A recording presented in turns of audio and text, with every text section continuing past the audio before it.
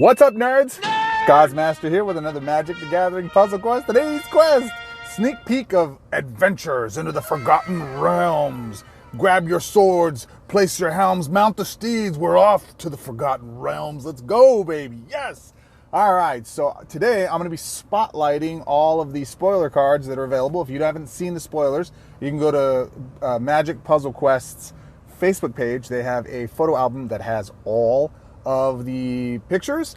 They also released the 5.01 update notes. You can go to Octagon and our D3 Go. I'll have links in the description below. You can go and peruse all of the cards themselves. Today I am going to go through everything in one video. Nalthazar did this. I did as well, because there's a lot of power in the Mythics and Masterpiece cards, less power in the Uncommons and Commons. So you free-to-play gang, sorry, Ming, you're really looking to do is chase some of the Mythics and Masterpieces.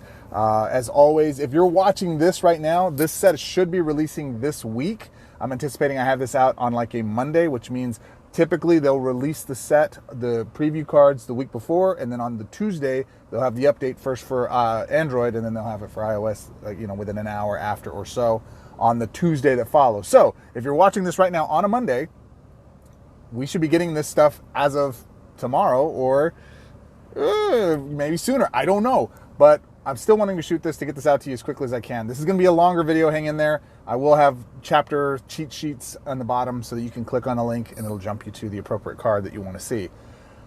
Let's jump right into it. I'm so excited for this. I have been a D&D. I'm a nerd. If you guys didn't notice, when I say what's up, nerds, I mean I'm talking to myself too. I'm a huge D&D nerd. I play a regular game every other week with my old high school buddies. We have a lot of fun. And one of my favorite character types is a wizard. Wizard is the class, but race is, I love drow. I love drow. I love drow. You have no idea. Not good drow. I mean like dark drow. And Drizzt Do'Urden, if you're not familiar with him, is a character that's from the Forgotten Realms, and he's a drow. He's one of the few that actually travels around and plays good stuff. So Drizzt Do'Urden, 15 mana, double strike, 5/5, white, green, elf ranger. But he's a dark elf. Shouldn't he be a black card? No, he's actually a good dude, and that's why he's this way.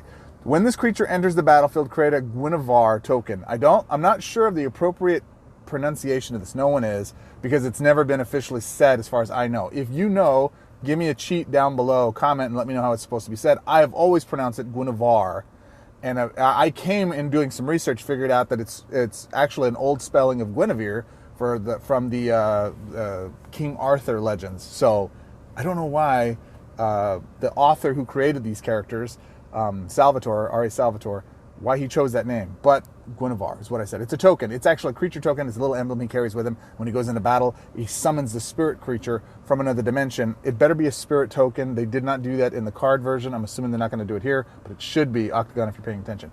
When another creature dies, if it had power greater than this creature's, this creature gets +X/+X. X is equal to the difference.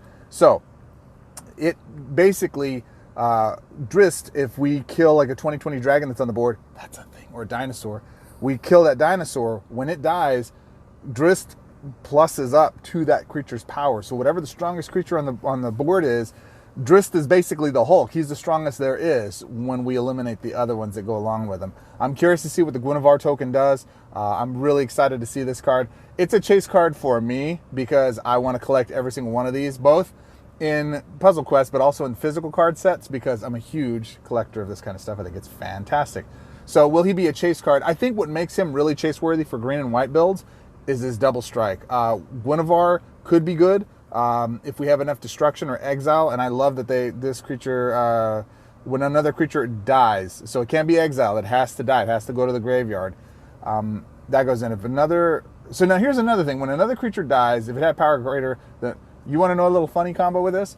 Play Drizzt with Nadir, the elf, that when he dies, he goes to the graveyard, he creates elf tokens equal to his power. And then when he comes back, he consumes all those tokens, and his power becomes equal to the number of token reinforcements that he had. So when he dies again, Drizzt goes up. So you have two of them, and Drizzt has double strike. So I have found, I'll show you a build. When this comes out, I'll show you a build with Nadir and Drizzt. I'm going to show you how to break it. I already have plans for it.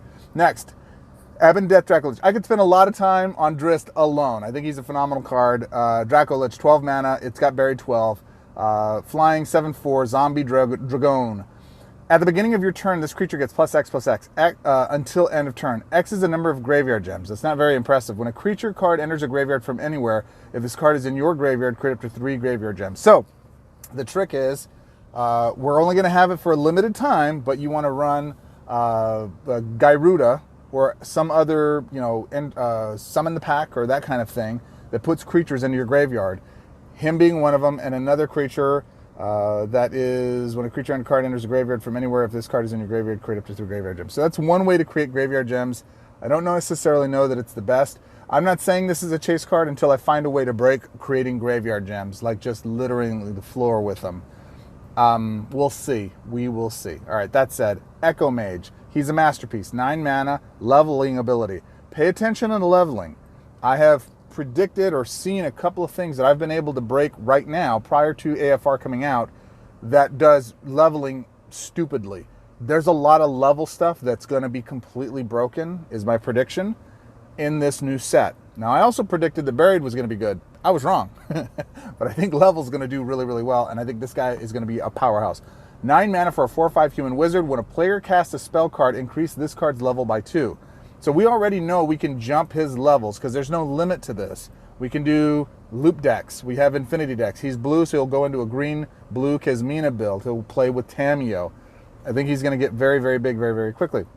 When you cast a spell card for the first time each turn, copy that card. That copy gains X mana. X is equal to this card's level. If this card's level is 6 or more, copy that card 3 times. Those copies gain X mana. So in essence, the first card I cast per turn, I'm essentially going to create 3 copies because I'm going to break this. And it's going to get all of the mana for this level. And if I'm casting, on average, 5 or 6 spells a turn, times 2, that's 10 mana per turn that this guy's leveling up. As long as he stays on the board, I know there's removal, I know it exists, I know Ruinous is a thing for a bit longer until the rotation. However, until that time happens, like 3 months from now, we're going to be breaking Echomage and getting him to stupid levels and keeping him protected in some way. If we keep him on the board, we're going to have some serious loops going on. All right, so watch for that. I have Vecna, 8 mana, mana field, 4 shield, support card artifact. When this card, this is a rare, when this support enters the board, draw a card, it gains 6 mana, you lose 6 life. Manifold, draw a card, it gains 6 mana, you lose 6 life. So I'm not sure that this is great yet. I think that this is going to be in combination with a couple of different things, but when the support enters the board, draw a card, it gains 6 mana, you lose 6 life. There are certain cards that you'll see here in a minute that punish your opponent for you taking damage. So with my renewal deck, with our Angel of Destiny decks, with the build I have, you should see it in my previous videos, gaining all that life back is going to be a no problem. We're going to take a lot of damage with some of the setups I'm going to build that I already have the shells for, but with Eye of Vecna and in addition to that, one of the other common cards we're going to have, with one of the Planeswalkers, we're only going to be able to do this with one Planeswalker, this could be potentially broken. We'll see. Fiend Slayer Paladin, 12 mana. Oh my gosh. Protection from black and red. He's got first strike. He's got lifelink. He goes adventuring. This is our first adventure card, so we're talking about that mechanic here. We're also going to, it has vigilance. 5/5 white mana, human knight. When this creature deals combat damage to anyone, really, when this creature deals combat damage, venture into the dungeon. It's not opponent, it's actually creatures as well. As long as there are 10 or more black or red gems, this creature gains double strike, so you get to do it twice. So what is dungeon? It's a dungeon or venture into the dungeon. So there are 3 cards in Paper Magic that are essentially dungeons, right?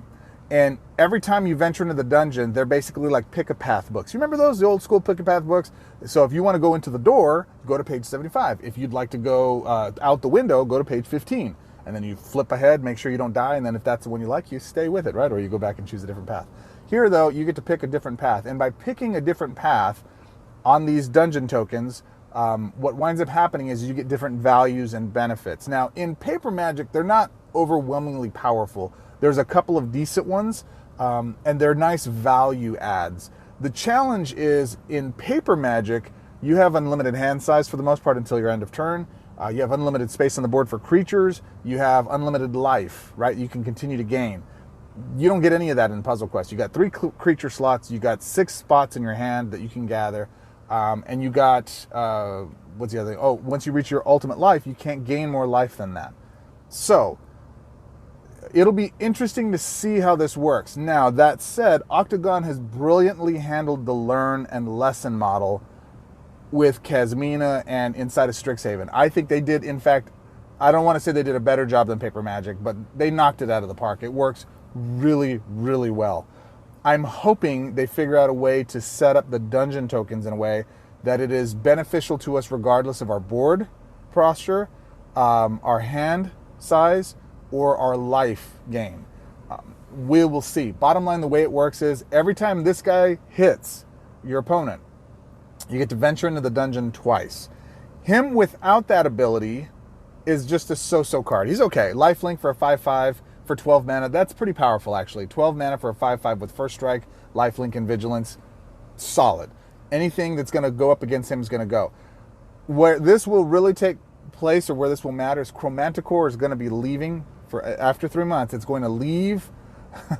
It's going to leave me. I'm so sad. It's my favorite spell card in the set right now, in the entire standard meta right now. I love that card. It goes in every build for the most part. This might be the replacement for it. We'll see. It's still early. Is it chase worthy? I think it's going to be a really great card for white builds. Yeah, we're going to leave it at that. And if dungeon is good, if there's really exceptional value in the dungeon mechanic, he could be broken, but we'll see. Goblin King, wherever you may be, please come take this child far away from me. 9 mana for a 4/4, extra bonus, no points if you guys can guess what movie that's from. Red Goblin. When this creature attacks, roll a d20. We introduce the d20 model here in just a second. Essentially, we're going to be rolling dice in Magic Puzzle Quest. It's something they're doing inside of, it's what we do in D&D. You roll dice, 20-sided dice to determine if you hit, or all these other benefits that go along with it. And just so you know, if you've never played Dungeons & Dragons, a natural 1 is you basically slipped and fell on your sword. It's a bad thing. You have percentage chances, at least the way I run adventures, that you can hurt yourself because you done messed it up. You done goofed up. A natural 20, on the other hand, is an automatic hit. It's a critical. You do double damage in my adventures. It's a boon. Like, that's what you're chasing, is a natural 20. So when people say, oh, you're a nat 20, they are paying you the highest nerd compliment they could give you. You, my friend, are a nat 20. That said, we're going to be rolling dice in this Puzzle Quest game here, and as a result of that, we're going to get different results whenever that happens. So when a creature attacks, roll a d20. 1 through 10, anything 1, 2, 3, 4, 5, 6, 7, 10, create 3 goblin tokens. Not bad, solid. 11 through 19, your goblin creatures get +5/+0. So you don't get the tokens, your goblin creatures get +5 and +0 and gain menace until end of turn. So your goblin creatures gain +5 and gain menace until end of turn. There's no period there, so all of that ends at end of turn. Okay, but all right. If you roll a 20, reinforce all of your goblin creatures. So this is interesting in that 1 through 10, I think for most situations, especially if you have like Tanazir on the board, that would probably be more beneficial than the other two, but we'll see. Pack Tactics is another mechanic. Pack Tactics, the way it works is if you have 2 creatures on the board that are buffed, okay, not reinforced, but buffed, so they get +1/+1, or any kind of bonus that puts their colors in green. So the white right here is their static ability. As soon as he gets +1, it'll go to 5, but it'll be green. So as soon as it's buffed, right, you get 2 creatures that are buffed, you get Pack Tactics. And then you actually get to roll a d20 2 times instead of just 1. So you get 2 benefits. So this is interesting in that this card could be really broken if we find a way to break the d20 mechanics, which I think we could with one of the Planeswalkers that's in there. We'll see. Actually, he's not red, so it wouldn't matter for this, but some of them do have roll 20 stuff. We'll see. So not sure on that one. Gouldras Assassin, 10 mana. Okay, so 10 mana for a 4/4 already is powerful. Got the leveling ability. We've already talked about that. Bravery and Death Touch. He's a vampire assassin. When a creature dies, increase this card's level by 2, then your opponent loses X life. When this creature attacks, the first opposing creature gets -2/-2. If this card's level is 6 or more, it gets -X instead. X is equal to this card's level. Again, we can break level. There's several different ways we can do that. When a creature dies, increase this card's level by 2, then your opponent loses X life. Immediately, I'm thinking of Nissa Shadowed Boughs, right? Black goes right in there. This is a masterpiece, obviously. But we do our whole Kroxa or our Uro, which is going to be rotating out, but we got 3 months. We can run that combo until we get sick of running it. This guy's level is ridiculously high. He attacks, wipes the board, like your opponent's side of the board, right? He's just a straight control that way. So it becomes a new way of finishing, a new way of clearing the board in order to go do damage to our opponents. When a creature dies, increases card's level by 2, then your opponent loses X life. So X is equal to this level of whatever. So actually that becomes the engine. Never mind. That's it. We just have to go run Kroxa or Uro in that combo, and every time it happens, we're dealing damage equal to the level. So it's going up by 2, we're dealing the total of whatever it is to our opponent. This is my new kill engine. Thank you very much. There you go. You're welcome. All right, next. Icing Death, Frost Tyrant. If you don't know which deck that is, I haven't. Actually, I do have a deck where I go through Shadowed Boughs. Go find my Nissa of Shadowed Boughs build. You'll see exactly how I build it with Uro and Kroxa. No brainer, easy peasy. Icing Death, Frost Tyrant, 16 mana, Defender, Flying, Legendary, 7/6, Creature Dragon. When you cast this card, disable each opposing creature until the end of your opponent's next turn. When this creature dies, create an Icing Death Frost Tongue token. I don't know what that is. They haven't said what that is. That could be powerful, could not be. This is just an okay card. Where this is important is we have a card in Legacy that every time it enters the board, it's a Eldrazi.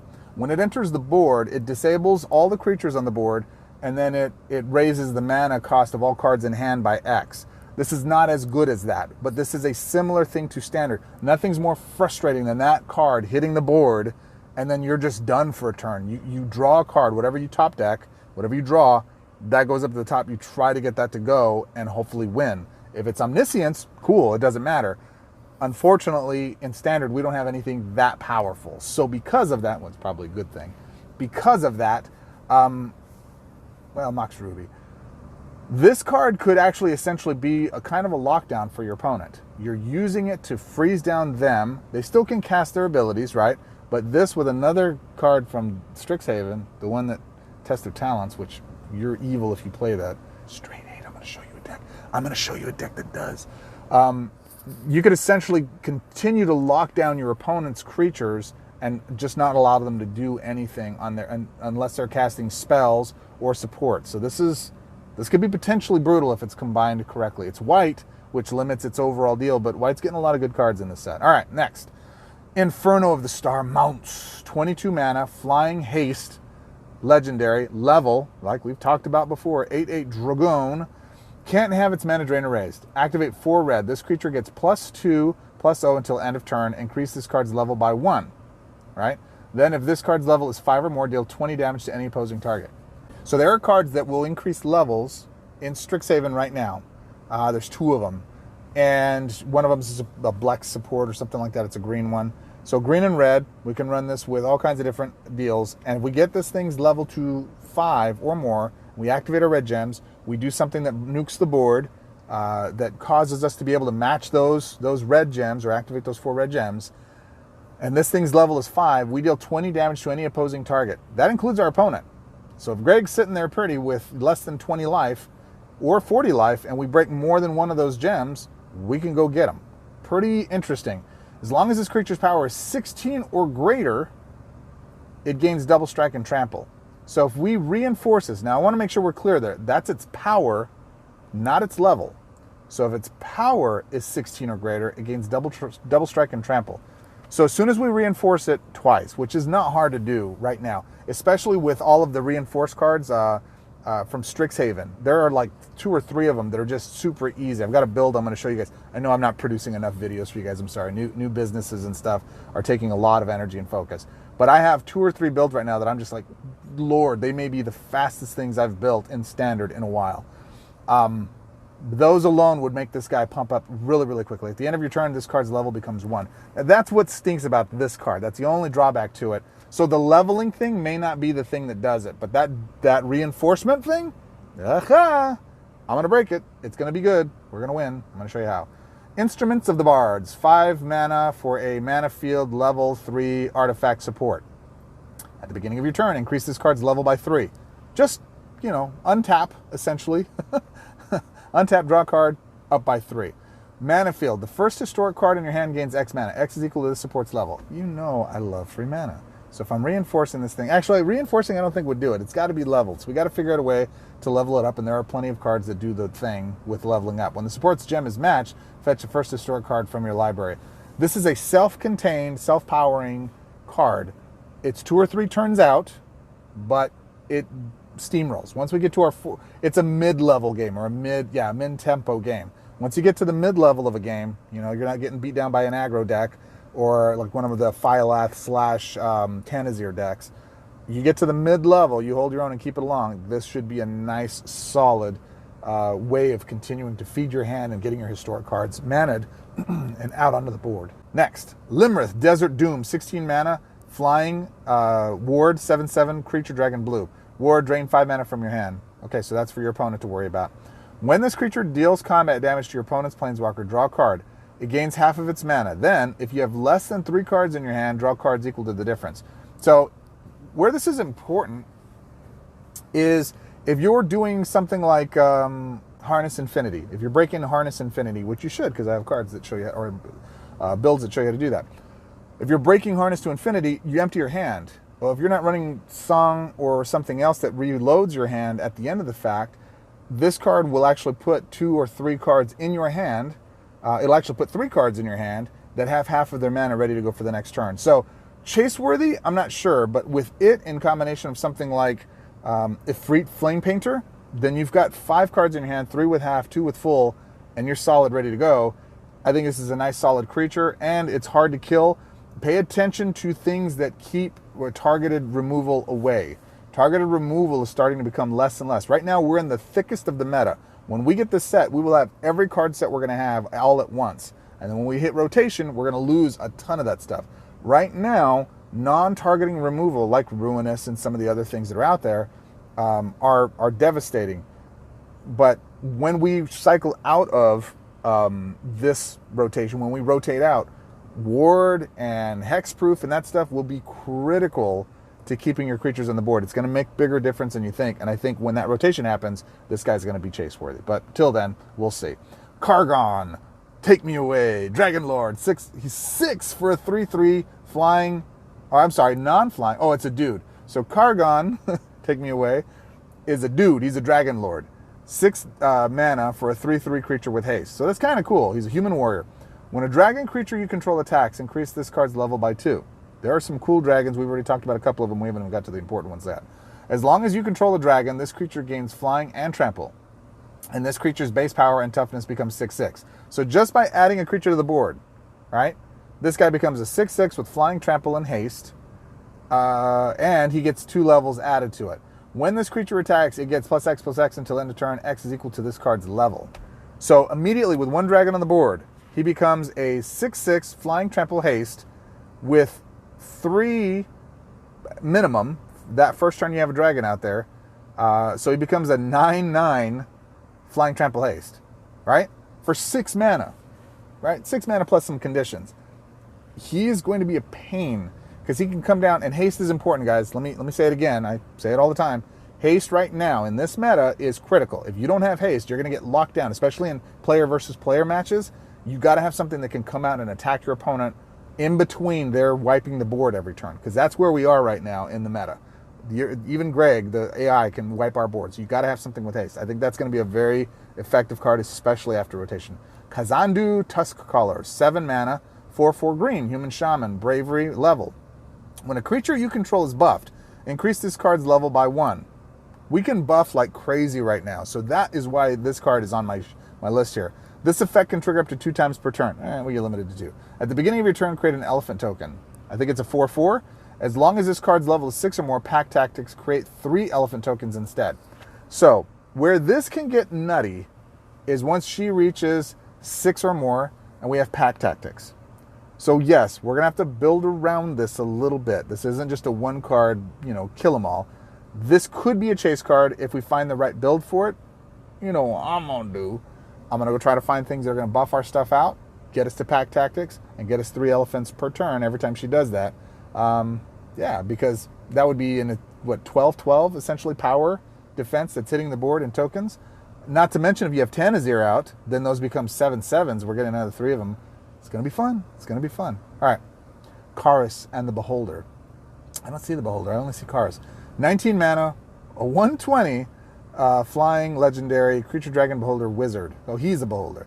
At the beginning of the combat on your turn, roll a d20. 1 to 10, create 3 white human tokens. Okay. 11, 19. Why they gotta be white? Your creatures get +3/+3. All right. Okay. And that's permanent. That's not temporary. And then we get a 20. We rolled a nat 20. What did we get? Reinforce each non-legendary creature you control. Your non-legendary human creatures are reinforced 2 times instead. So those tokens become 3/3s, essentially, because they're reinforced 2 times. And they get +3/3.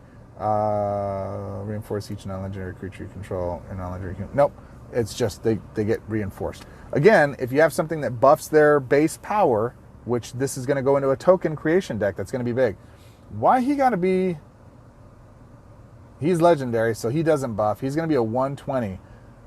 Interesting. He's got no power. He really can't do anything on his own, but he's going to be a human token generator.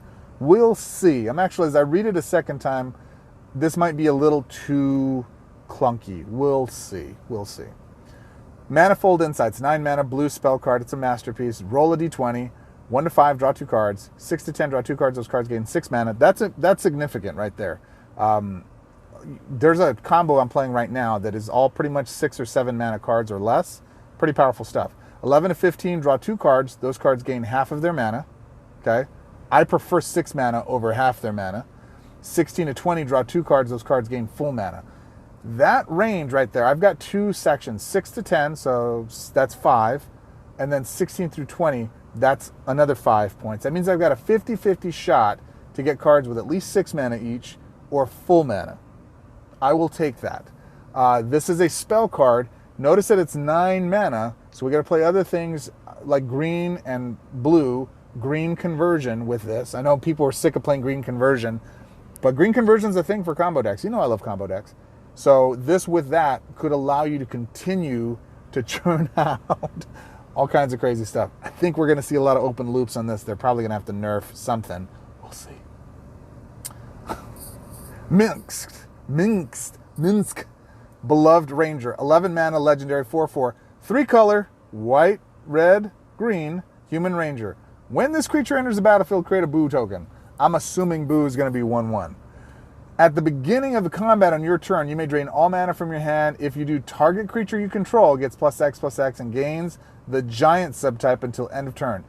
X is the amount of mana drained this way. Let me paint a picture for you, right? I'm doing this on Boo. You can kill my token. The good thing is it's not other creature. You may drain all mana from your hand and target creature you control. So including Minx. So he can do it to himself. But let's paint a scenario. Let's say I'm playing that dragon that we talked about beforehand that gives us 3 cards with half their mana, right? Just at the end of the turn. So that's just sitting waiting for the next turn.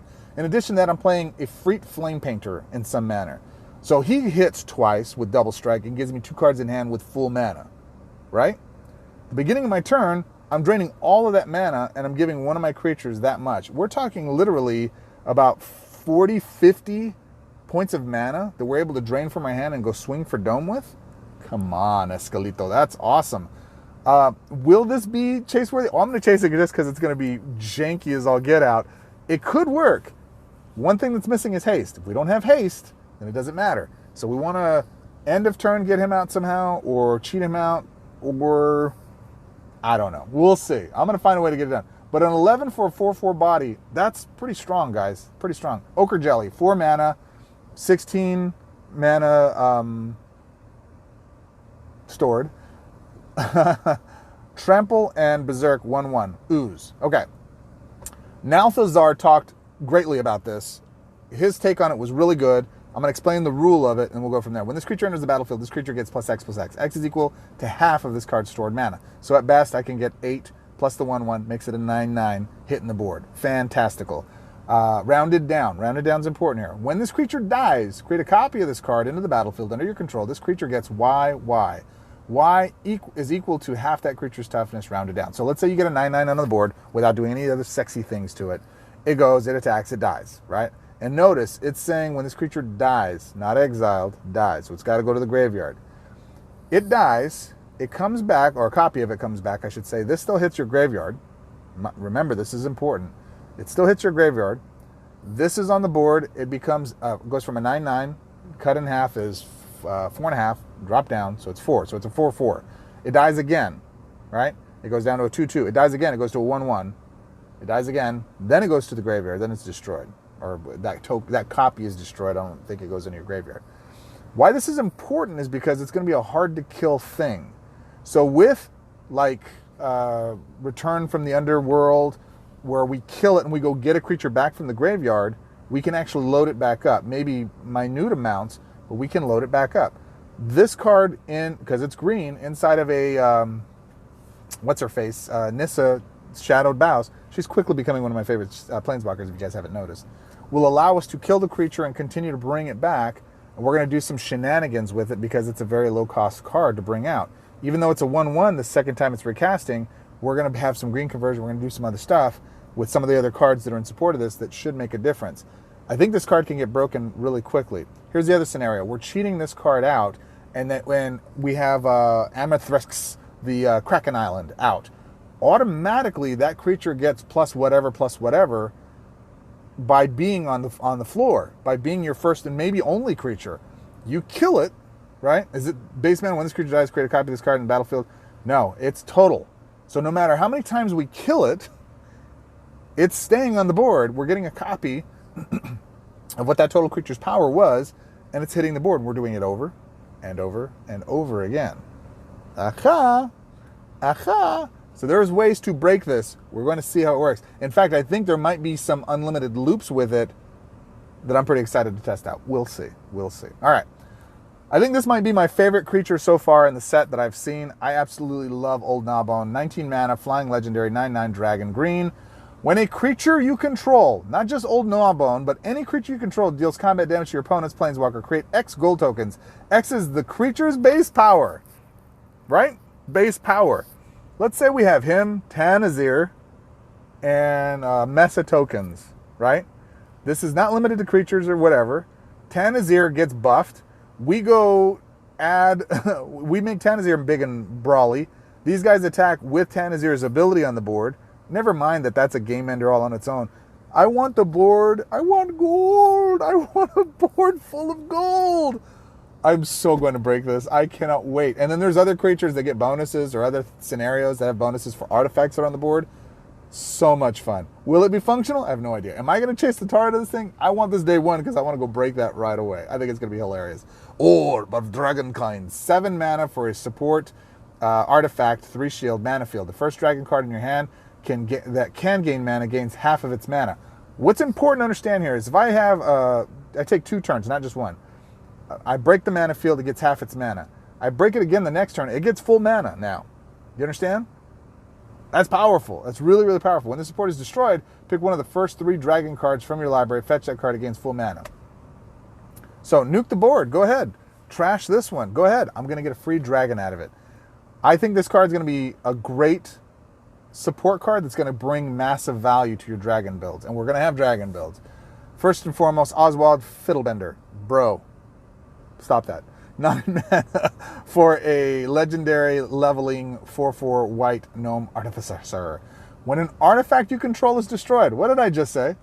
Increase this card's level by 3, then move the first artifact card with the highest base cost that is equal to or less than this card's level from your library to play. Not your hand, from your library.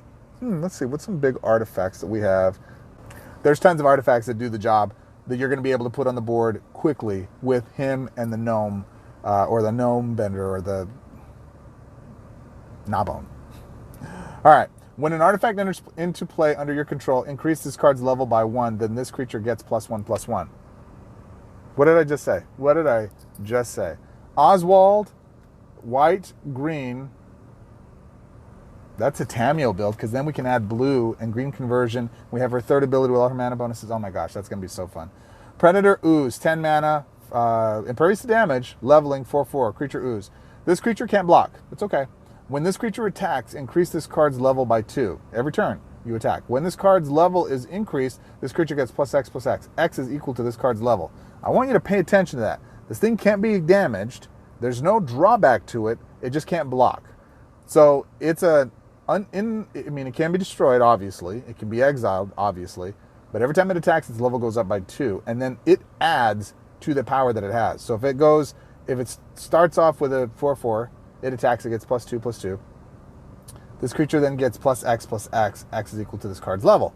So it's at a level 3. So it's now a 7/7. We do it again, we attack. It goes up to a 5. Well, you're adding that 5 next time to the 7/7. You really have about 4 or 5 turns attacking with this thing before it's over. I mean, really, it's going to level up so quickly. That's only if it's by itself attacking. That's not cheating levels out. And we're going to cheat the levels. I promise we're going to cheat the levels when we get to it. Slumbering Dragon, 7 mana, flying, leveling, 5/5 dragon. This creature can't attack and can't block.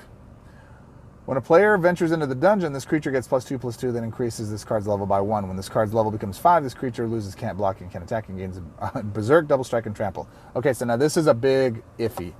The advantage to this card is it's 7 mana. Leveling is going to be interesting in that if we do the bounce stuff to them, they lose all the leveling. They start over. So this could not be a great card, or it could be a ridiculously bonkers card. It depends on what happens in the meta. But it's in here just as a maybe. We've got to check and see. But I dig it. Swords of Dungeons and Dragons. This one right here, baby. Swords of Dungeons and Dragons. 12 mana for a equipment. That's important. So it gets free mana every time you attack, every time a creature attacks. And into the dungeon, 4 shield. Artifact equipment. While on the board, your first creature gets +4/+4 and gains hexproof. Hexproof is going to be important. Nice for the buff. Cool. But let's keep reading.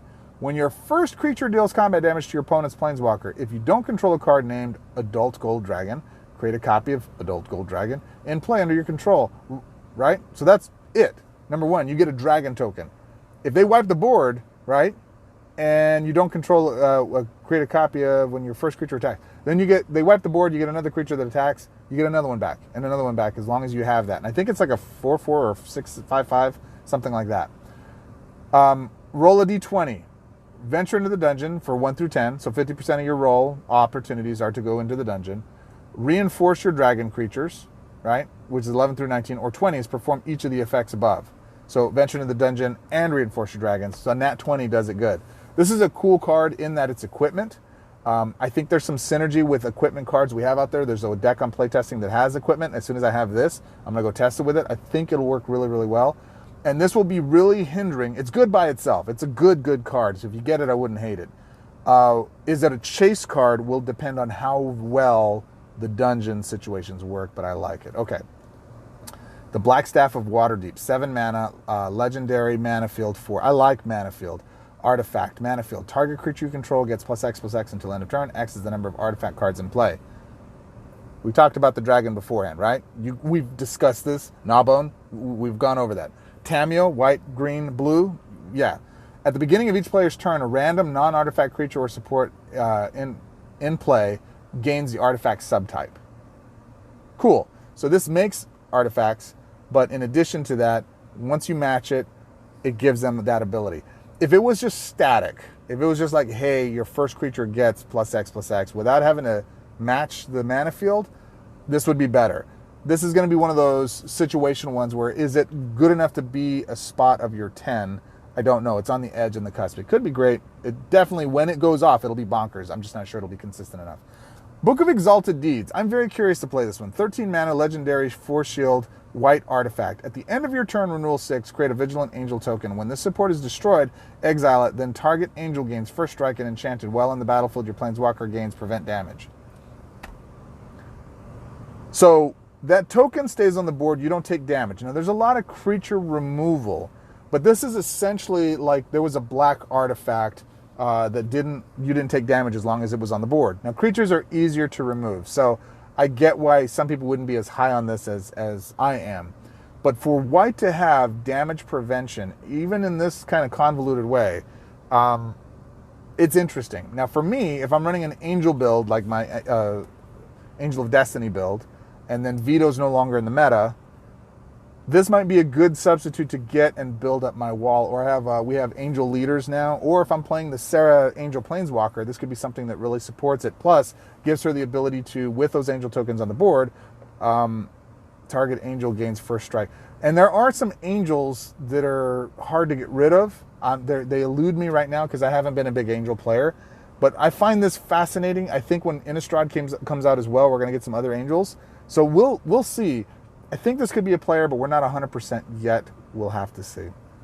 Book of Vile Darkness, 7 mana, legendary 2 shield support artifact. At the end of your turn, if you've lost 4 or more life this turn, create 2 zombie tokens. When this card is destroyed, Eye of Vecna and Hand of Vecna are in your graveyard. Exile those cards and create a Vecna token.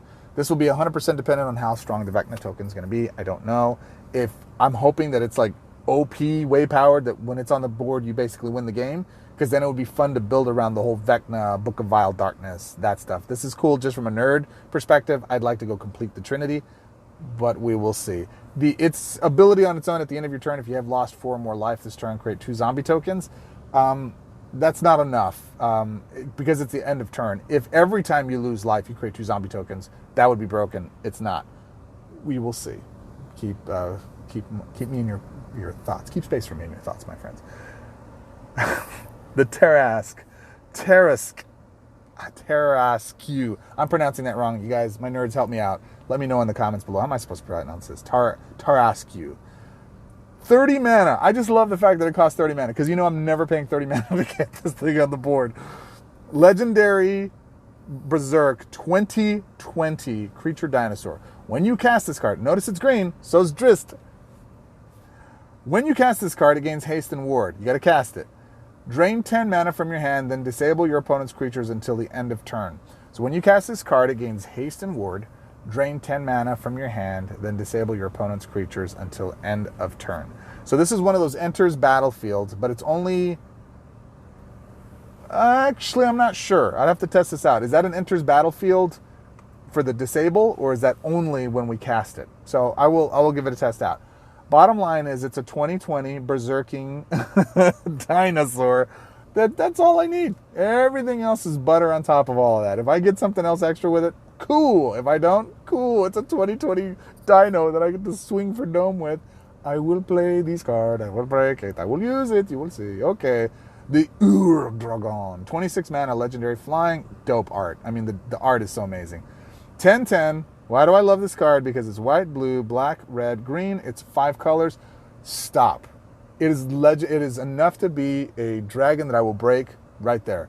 Karn rather, will love this dragon because he gets to use his first ability, pull it, get bonuses to all of his mana, and this dragon avatar is awesome. But he has words too, so let's read them.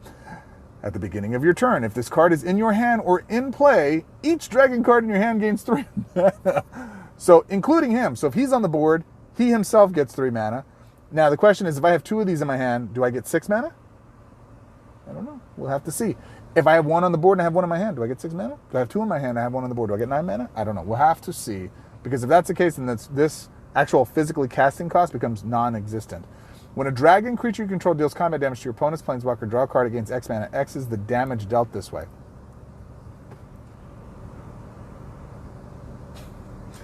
You could have taken the words off of this card, it's a chase card. You could have taken the top part of this card along with the first paragraph, it's a super chase card. You put all 3 together, dude, this is a stupid card. This card is ridiculous. It's just missing haste, but you'll notice that it has red, so I can play it with a red planeswalker. I can add haste to it later on. This is going to be devastating.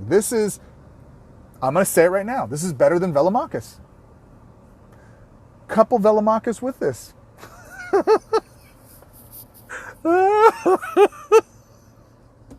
Woo.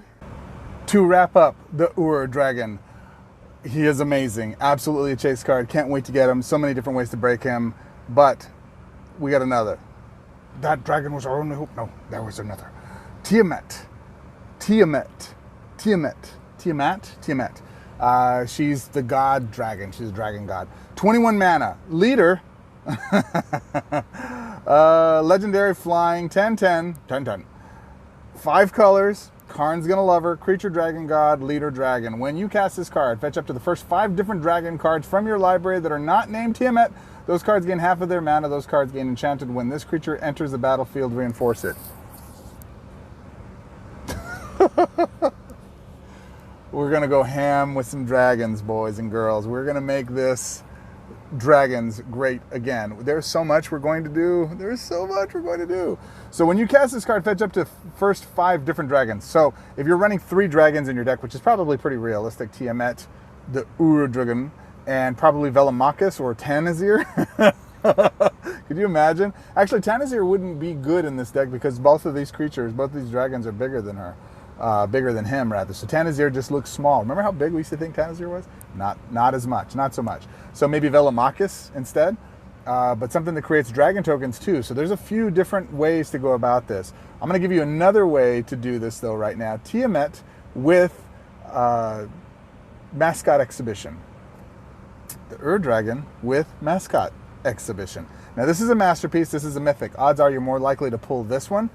This, I think, is a better dragon. I think this is just so stupid powerful. She's no slouch. She's a close second. Either or, you're fine. 21 mana versus 26. I mean, come on. Not to mention Mox Ruby's a thing. So what are we really paying to get them out on the board? Come on. And if they're all red dragons you're actually getting out on the board, it's going to be devastating. These 2 dragons right here are my absolute chase. I cannot wait to get them. Transcendent Master, 7 mana for a masterpiece, leveling, life-gaining, 1/1 human cleric avatar. When you gain life for the first time on your turn, increase this card's level by 2. So immediately, if you're gaining life in a renewal deck, this is becoming a level 3. This card's base power and toughness are equal to its level, so you can understand why you want to get its level up. As long as this card's level is 9 or more, this creature gains ward and drains 7 mana from your hand.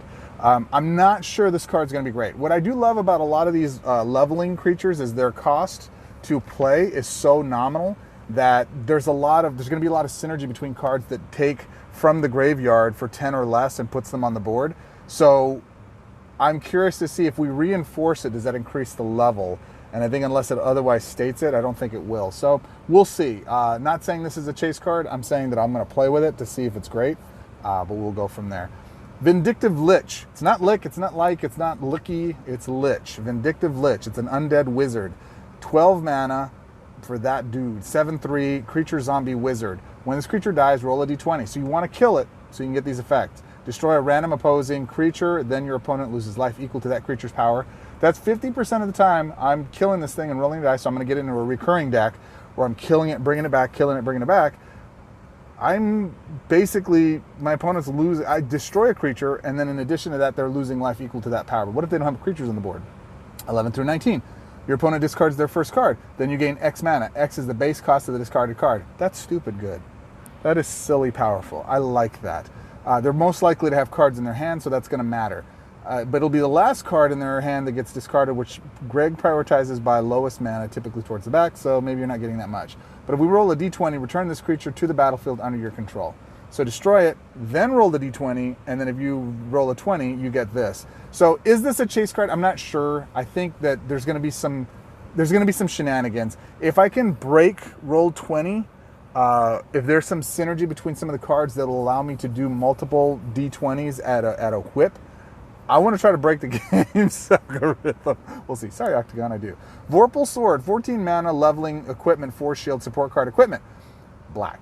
While on the board, your first creature gets +6/+0 and gains Death Touch. Okay, pretty cool. I'm not really big on, short of Embercleave, right? I couldn't think of the spell beforehand, the card beforehand. I think it's an artifact. Embercleave is an artifact, right?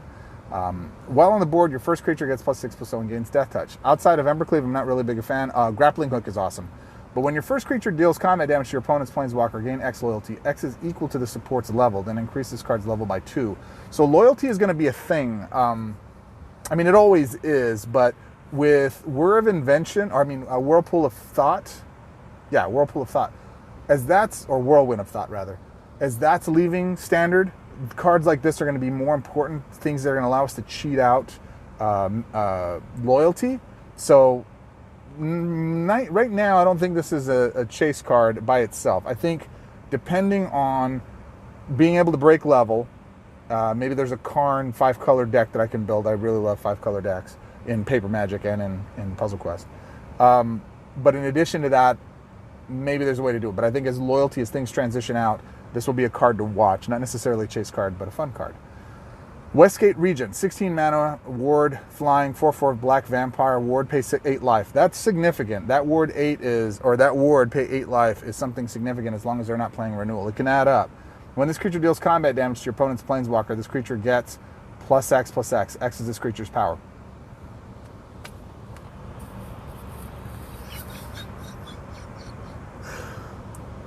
Let me read that again in case you missed it. When this creature deals combat damage to your opponent's planeswalker, this creature gets +X +X. X is the creature's power. So if I go full on Voltron with this bad boy and go power it up and swing for, it's like a 16/16, it gets +16 +16 after it hits combat damage. Give it double strike, right? Nalthazar said this. I hadn't even considered it because I was just so blown away with it. If you do nothing, if this gets nothing and attacks for turn, it goes and attacks for 4, it becomes an 8/8. It swings again, it becomes a 16/16. It swings again, it's a 32/32. 64, you get math. You understand binary doubling of power. 4 turns, maybe 5 turns, and it's enough to swing for dome, right? If it's unchecked and it stays on the board. It's got to do that. But with the ward effect, that's going to be harder to get rid of once rotation happens, especially if we get rid of a lot of these untargeted removal spells. Mortality Spear. If you're not playing Mortality Spear, you better find ways to play it. That's an awesome, awesome removal card. Amazing removal card. But we're not talking about that. We're talking about this. Add double strike to this, and it goes and swings for 4.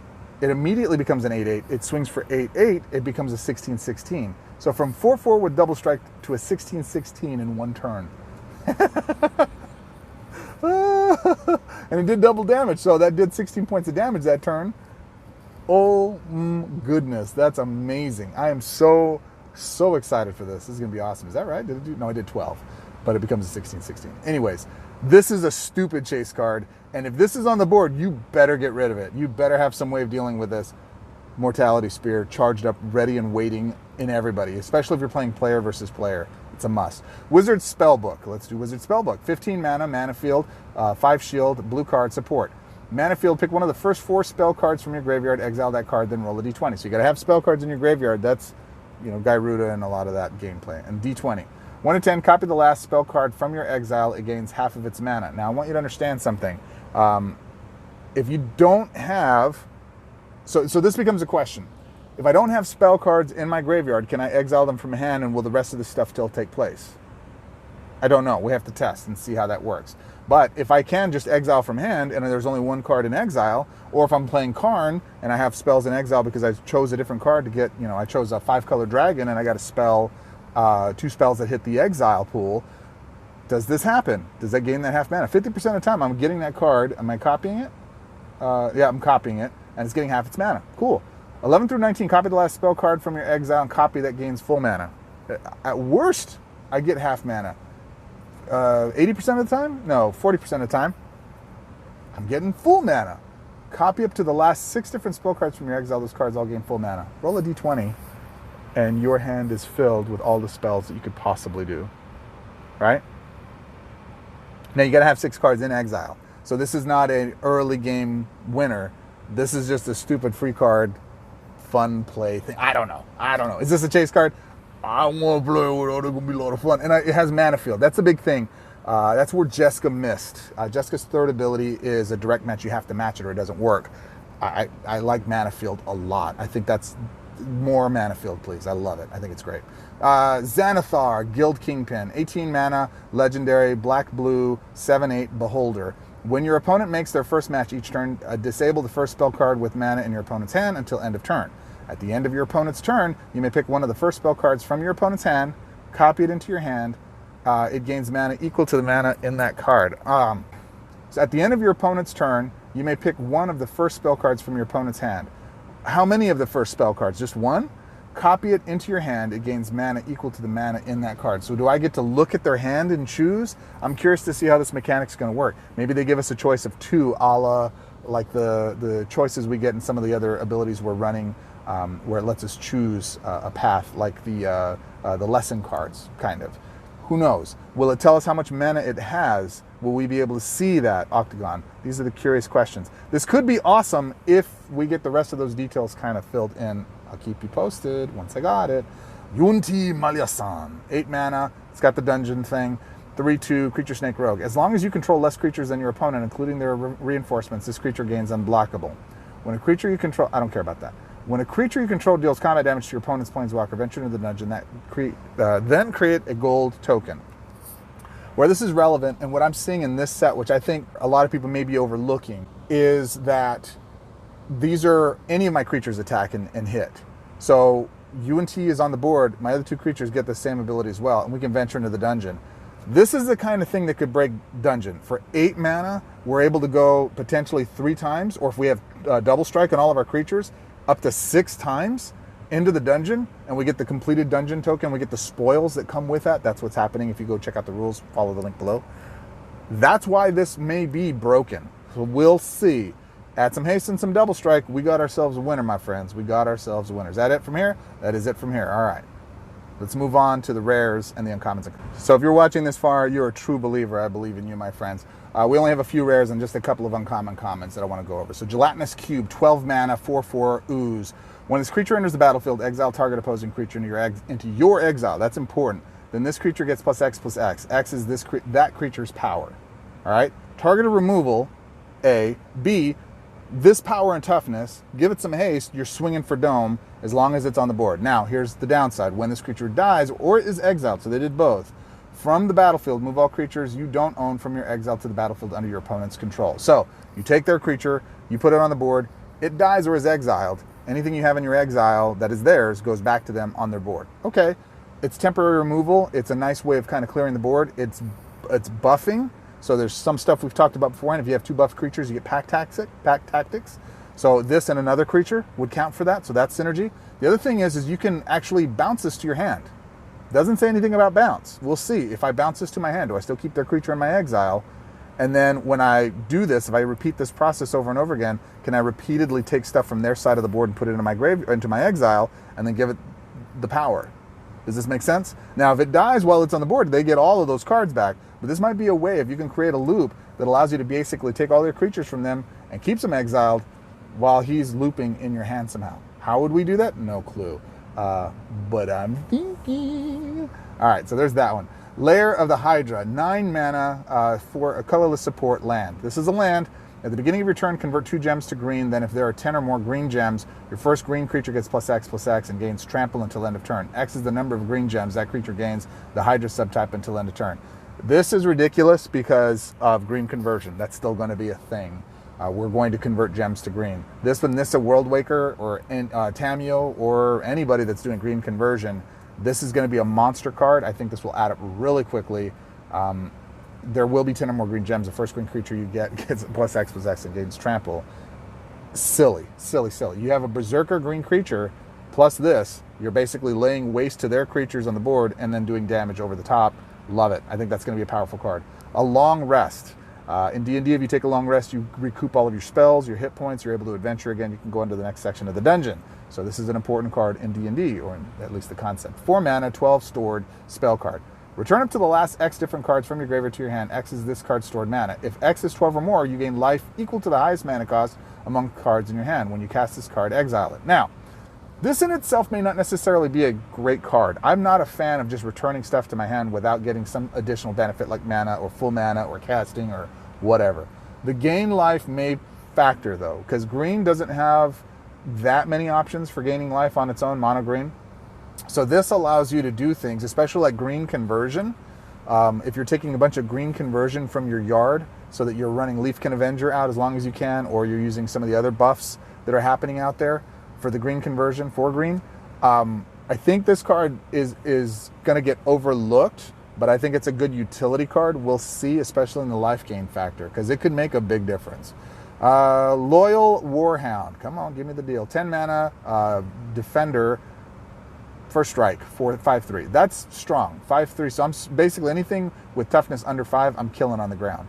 It's a doggy, loyal doggy. When this creature enters the battlefield, if there are 8 or less white gems on the board, fetch the first land support from your library. It gains full mana.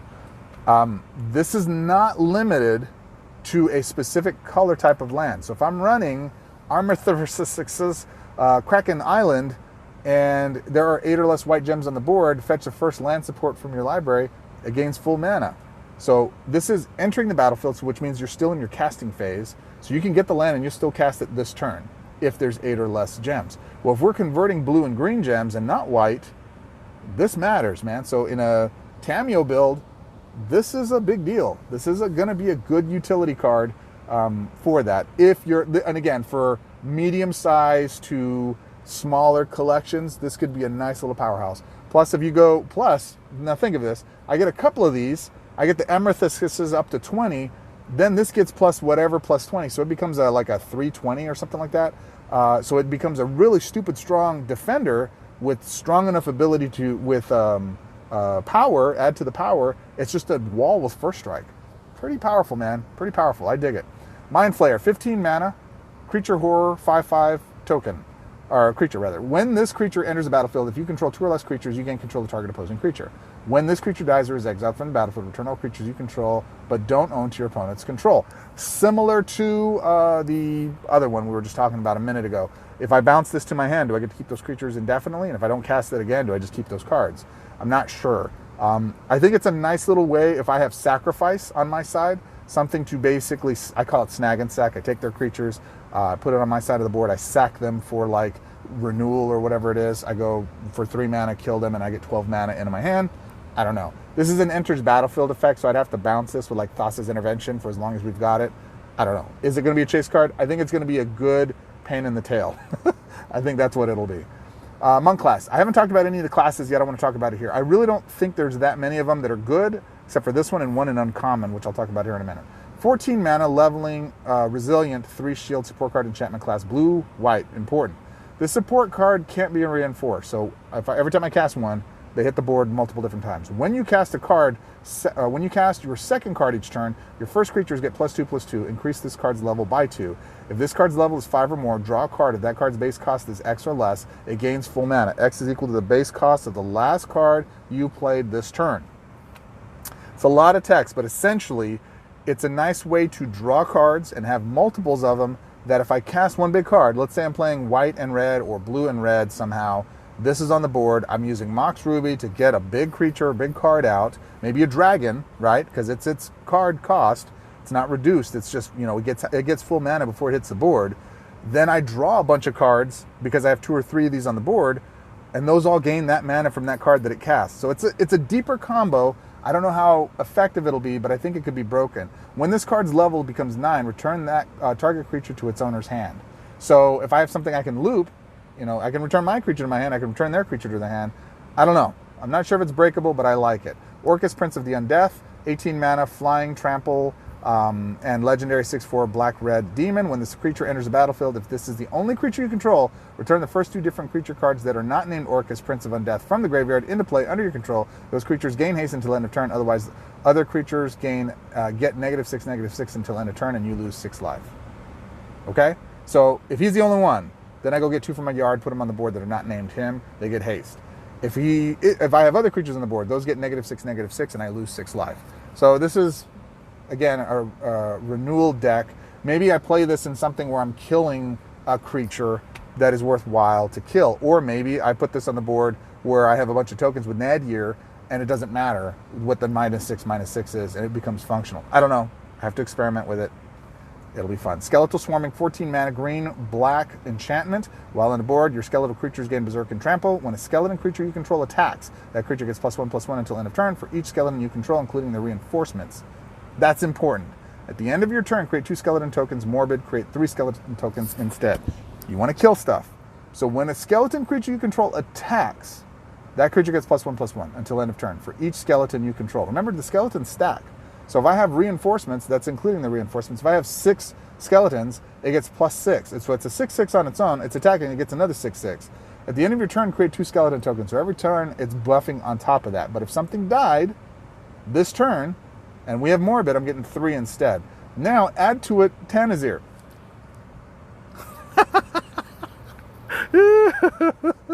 It's green, it's black, it'll play. We can swing. I think this will be fun. We'll see. Tasha's Hideous Laughter. I just did it. 11 mana spell card. Exile the first card from your opponent's library. Then if that card costs X or more, you gain 3 loyalty and repeat this process. X is the amount of loyalty you have. Loyalty is going to be a thing. I think this is going to be important. I'll show you some deck builds that I think are relevant right now, especially with Sarkhan the Unbroken. So maybe. I think this is going to be a fun card to try to break. Teleportation Circle, 10 mana white enchantment card. At the end of your turn, you may exile up to one target creature you control. Then return that first creature card from your exile into play under your control with its reinforcements. Here's how we're bouncing stuff. This is how we bounce stuff now. This is going to be Thassa's Intervention 2.0. I hate that strategy. I hate Urza. I'm glad he'll be leaving standard. This is what's going to replace that. This will be a chase card for rares. It automatically has a space to fit in a bunch of decks. You just got to run white instead. True Polymorph. 12 mana spell card, exile target creature you control, then reinforce the first other creature you control. It gets XX and gains all the basic evergreen abilities of the first creature in your exile. X is the exile creature's base power. So I'm going to exile target creature I control. Then I'm going to reinforce the first other creature I control. It gets +X and gains all the basic evergreen abilities of that first creature in your exile. X is the exile creature's base power. So I think this could be good. I'm not sure how to break it yet because some of the exile functions that are in there. All right, let's move on to the common uncommons, and let's wrap this puppy up. There's only a few here. So Wizard class, 14 mana support card, can't be reinforced. Resourceful 2, increase this card's level by 1. If this card's level is 3 or more, your first creature gets +1/+2. Let's get to the important part. When you draw a card, if you have 5 or more cards in your hand, each spell card in your hand gains 3 mana. When this card's level becomes 5, draw a card, and if that card is a spell card, copy it. So this is a way for you to get mana as of the Wizard class. Wandering Troubadour, 12 mana. Really, this is important for a 5/3 Dragon Bard. It's a dragon. It gets all the benefits of the dragon, right? That's important. Don't overlook that. When you convert 3 or more gems to green, venture into the dungeon. This effect can trigger up to 2 times per turn. Limited, but it could be something that helps. Trelessera, Moondancer, 8 mana, Elf Cleric, 3/3. When you gain life, this creature gets +1/+1. Pick one of the top 2 cards from your library, fetch that card, against 3 mana. Why this is important is because it's unlimited. As many times as I gain life in a turn, she's getting +1/+1. That can stack really quickly. We'll see. Treasure Vault, 7 mana, artifact land. At the beginning of your turn, convert 2 gems to loyalty gems. Important, when the support is destroyed, create X gold tokens. X is half the number of loyalty gems, rounded down. Really powerful, really important for loyalty. We'll get into it. Sylvan Shepherd, 10 mana, Defender, 2/3, Human Druid. Vigilance, actually. When this creature attacks, roll a d20, gain 2 life, gain 4 life, gain 10 life. Roll 20 is kind of the thing that goes along with it. We'll see if that's playable in Renewal. Grim Bounty, 8 mana spell card, destroy target creature, create a gold token. 8 mana for a destroy for black. There's going to be a lot of stuff leaving. This is going to be an important card for you to get so that you can maintain your destruction. There's not a lot of destruction in this for black. 9 mana for Gretchen, Titchwillow, legendary, Defender, 1/6. At the beginning of your turn, if the first card in your hand is a land card, it gains full mana, otherwise draw a card. So card engine, draw for you free-to-play players or small collections, and you get to get land cards that get full to hit the board and convert for you. I think this might be my favorite class card, Druid class, 10 mana. Resilience, level, mana field, 3. Support card, enchant class Druid. This support can't be reinforced. Mana field, increase this card's level by 1. Convert 2 gems to green. If that card's level is 3 or more, convert 4 gems to green instead. So it's self-contained green conversion, and that gives it a better chance to pop itself. When this card's level becomes 4, your first creature gets +X and gains trample. X is the number of green gems up to 8. So I'm giving my first creature +8 plus green conversion. This is a stupid good card. Stupid good card. It's going to see a lot of play. And then finally, Drider. 12 mana, 4/3 Elf Spider. When this creature deals combat damage to your opponent's Planeswalker, create a black spider token. I'm assuming it's a 1/1 with reach, maybe. We'll see. If this card has the Darkness emblem, when you lose life during your turn, your opponent loses that much life. So there's something that's going to happen with Lolth, who's one of the new Planeswalkers, that gives the Darkness emblem. It's the only way that you can get it as far as I can see right now. When that happens, hopefully we'll get her actually as a Vanguard, and if we do, then maybe we can combine this with some other creatures. We'll see. But as a Planeswalker, it gets a Darkness emblem. I'm thinking of ways that we can break it so that she creates these tokens as well, Drider tokens. So the card itself is not necessary to get. I just wanted to spotlight it because I think there's going to be a way to break when you take damage, your opponent takes damage, and then how we'll recoup that. All right. My friends, this has been a long video. If you've been here till this point, I would love your thoughts on what you're thinking about the cards that are coming down. Those 2 dragons, Dragon and Tiamat, are everything to me. I get those, I'm going to be a happy boy day 1. So that's what I'm chasing. If you have comments about what you're excited for that I didn't cover here, did I miss some cards that you think are great? Comment. Let me know in the comments below. I would love to hear it. And as always, my friends, I appreciate you could be anywhere in the world. You choose to spend this much time with me. You're super cool, and I would ride with you into any adventure, my friends. I'm excited for the Forgotten Realms. And until our first adventure in the Forgotten Realms, swords up.